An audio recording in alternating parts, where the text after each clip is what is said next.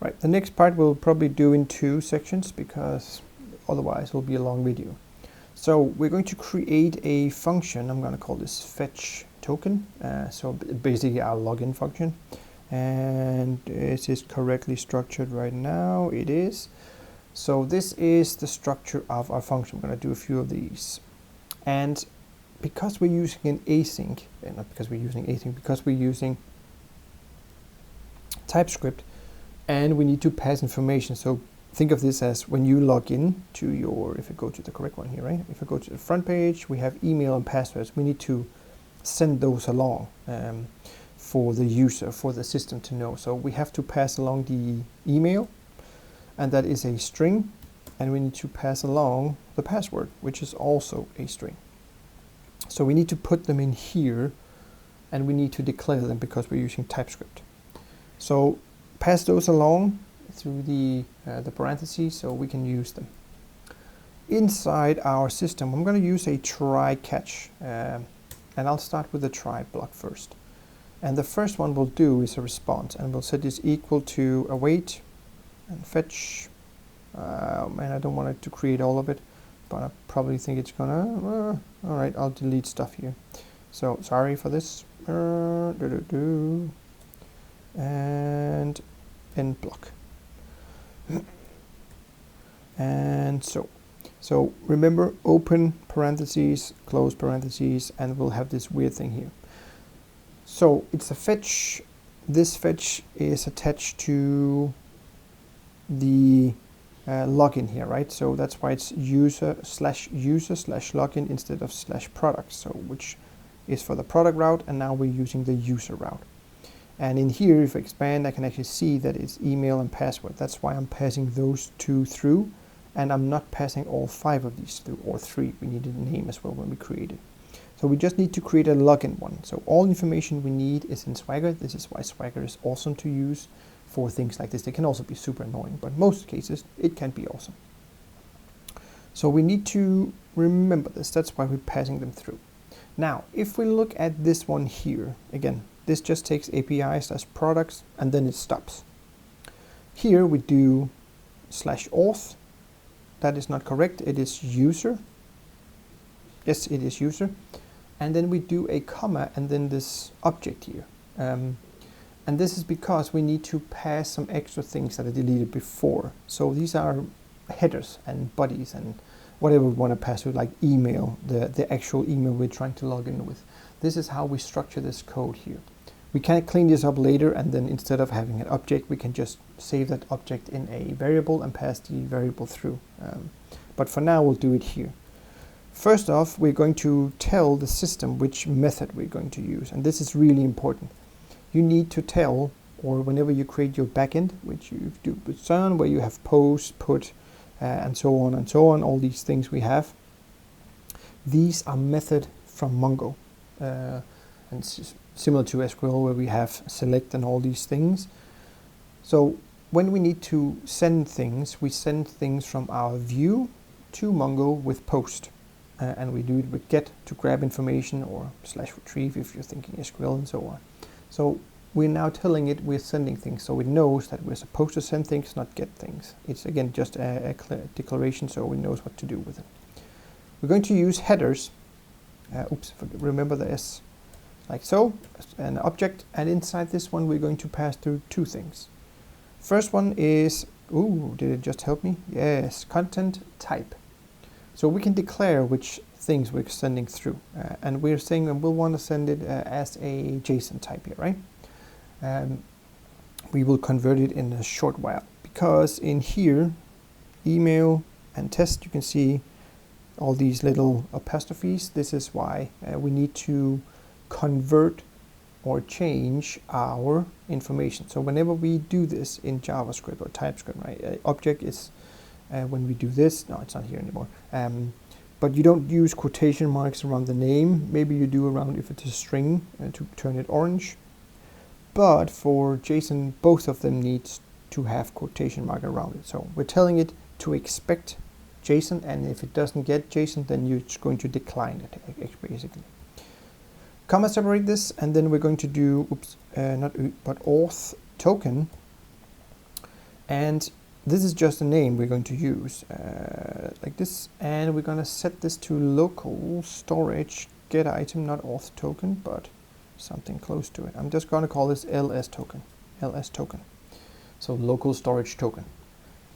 And it says get, it's not doing a set here.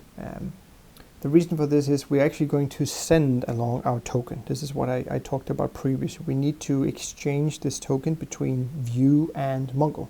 So it needs to make sure that the user who's trying to send thing is actually a authorized system, not just with login and or password and email, but with the actual token that it receives. So is it still here? This one here, right? So it can make completely sure that it is the correct user, not just a user with a similar name. That's easier to hack. This is much, much harder to hack. So that's the first part. Now, after the blue one, we're going to do a separation and go choose the body, and I'm just going to tap this in here. JSON stringify. So as I mentioned before, we need to convert our JavaScript object or TypeScript object into a JSON object instead. So we just stringify it, and then we pass through the different information we need. In this case, it's email and password from up here.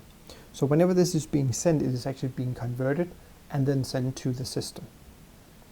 Excellent, excellent. And then the final one before the video will stop is just a quick test.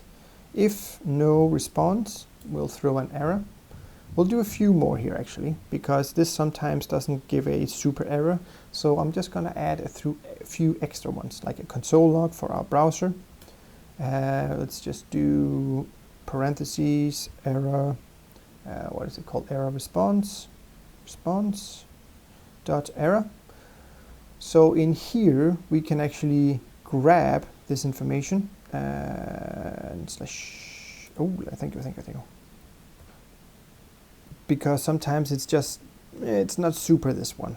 But if we do this, we actually grab the error handling from Mongo. So it sends along a object called whatever we really need to. No, it's not called whatever we need to, but we can change the name in Vue if you want to. Response. So that's what I'm naming it. And then inside this object, there's many different possibilities, but there's one called error. So we're going to, of course, grab this and print it out if we have one. So right now, this is marked out. This is because I forgot to do something. I need to store, error response. And grab this information from, I'm going to move this down, so make sure you have throw at the end, because this stops the actual if. So it's sort of like a return inside a function. So have it here, grab the error response, await it. If there's a response, make sure that we convert it from JSON, and then we can print it out in our system. And then also have the throw. This is probably not needed, but now we have both. So this is the first part of our function to grab in or to log in. All right, let's finish up this function for now. So we have a error response if nothing happens, and now we need to also make sure we store the data that we receive from Mongo. So the first one we'll do is const auth response, thank you. And again, the response, just like this one up here, we take in the information, if we have any, and then we'll store in auth response, and then we'll use this to separate the data and write out the things we need, save the things we need. Oops, sorry. Next one is token.value. So very close Copilot, we are going to grab the token up here. It's a ref, that's why we use .value. If it's reactive, you don't need to.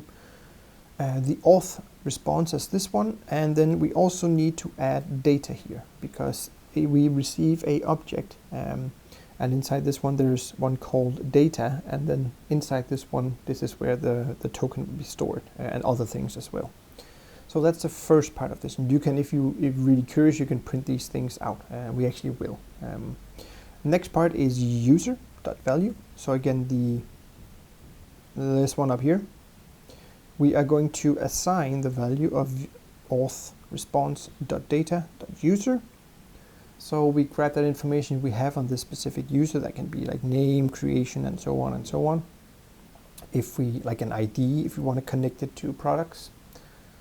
And then we're going to do is logged in value true. So as a default, again, this is set to false. When you start the page, it's not logged in. Why is this an error?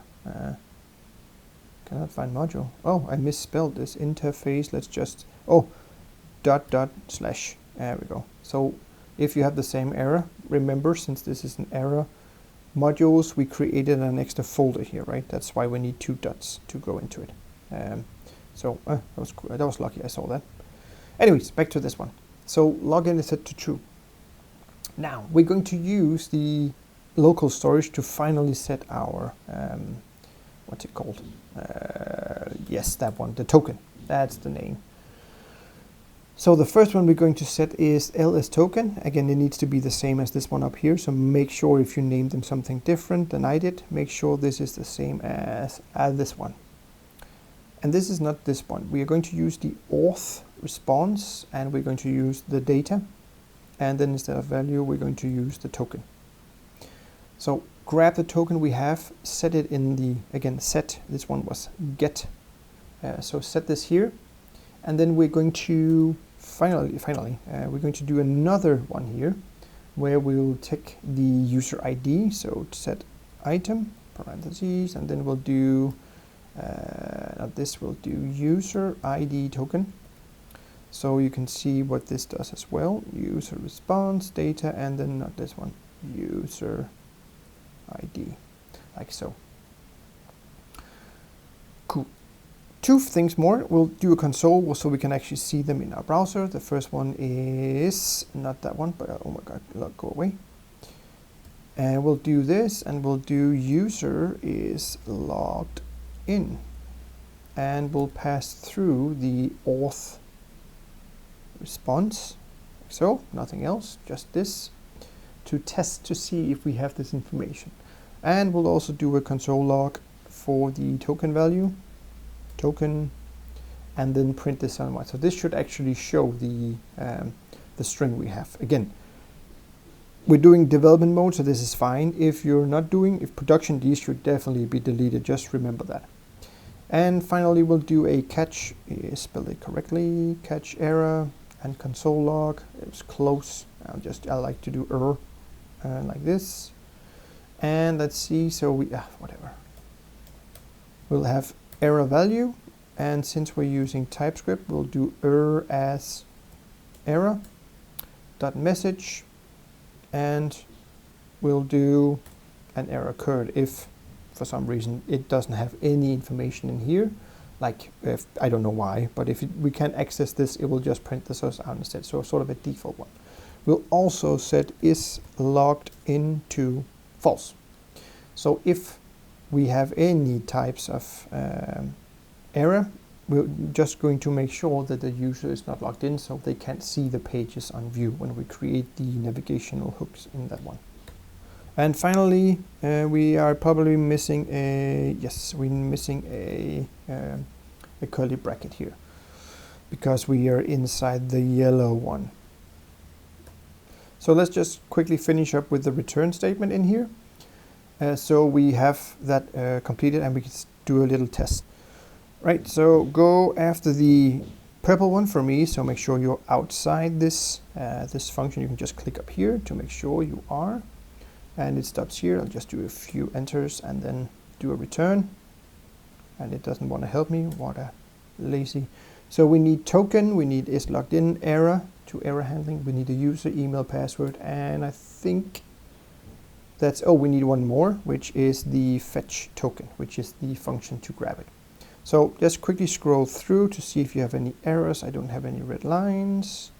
And Groovy. So this should be the users for now for login, and then we'll test it in the browser in a moment.